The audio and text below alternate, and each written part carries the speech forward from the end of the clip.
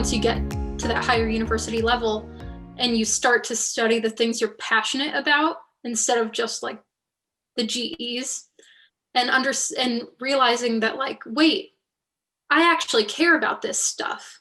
This isn't the first 2 years of college anymore. I actually care about what I'm studying now. Why can't I focus?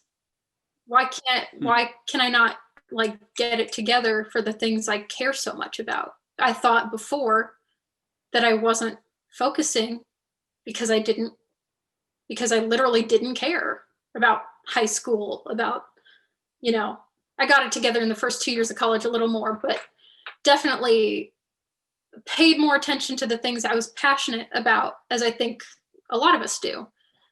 And I thought it would be the same way.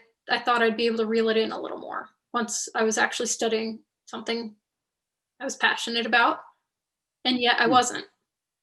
So that's when I really started to get a handle on, okay, it's not just me. It's not that I just don't care about this, because now I care and I'm still having the same problems. I need to get help because there's something that's out of my control that causes me to not there's something. Yeah. So what?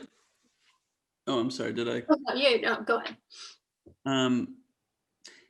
It sounds like what you're saying is that there was enough accumulation of experience that you were able to contrast, the fact that you liked what you were studying and yet you still couldn't focus on it, with the excuse that you made earlier, I just don't care about it.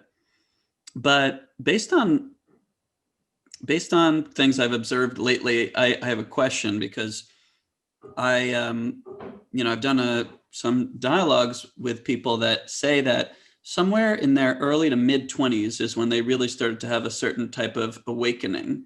And I don't know that they've attributed it to having some distance from their family home, having a number of years under their belt of being an independent adult and then able to confront things, or possibly just some maturation or development in their brain chemically. I have no idea, but I'm almost wondering whether, if you like randomly went to college, several years earlier, let's say you went to college when you were like 16 or something, would you have had this awakening when you were like 20 or 22 or something? Or is it something about this stage in life that you're at now that has allowed you at least the space to realize what's true for you? I don't know. That's the thing. I think having the space, regardless of whatever age it happened at, would have made its own difference, and it might have made the difference quicker in the kind of help. And I think it would have made a difference.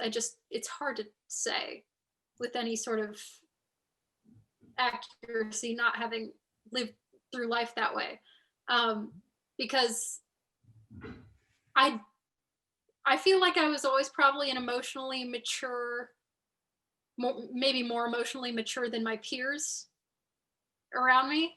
I don't know if that's a positive or a negative, because I definitely didn't have a lot of friends in high school, but I had to be ready for that information. And I think the space to not have someone breathing down your neck all the time probably helped. Because I don't know if I was an indignant little teenager, I can't remember, or just I don't know. But I wanted to do things on my terms, and I feel like that's probably carried through to my adult life a little bit. And I feel like that probably does come with maturity. I think that comes with the years, maybe a little more toned down, because I think saying that I want to do things on my terms still means that you, in this circumstance, in the mental health, the topics we're talking about, you still need to surrender some control to someone else, ultimately. Especially if you're able to recognize that there's something out of your control that you need help with, and you haven't been able to help yourself up until this point.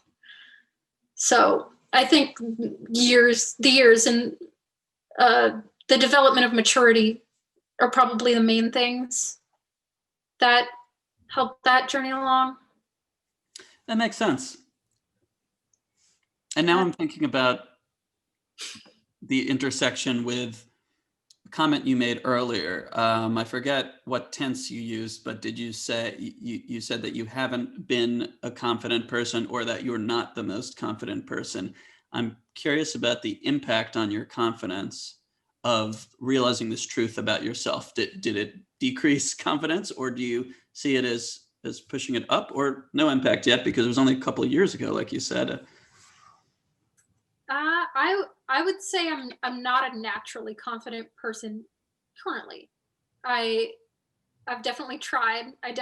No one who met me would ever think I'm not a confident person, but I would say I've become more confident, especially in the last less than a year. I officially got my diagnoses in December, so it wasn't that long ago at all. Oh my God.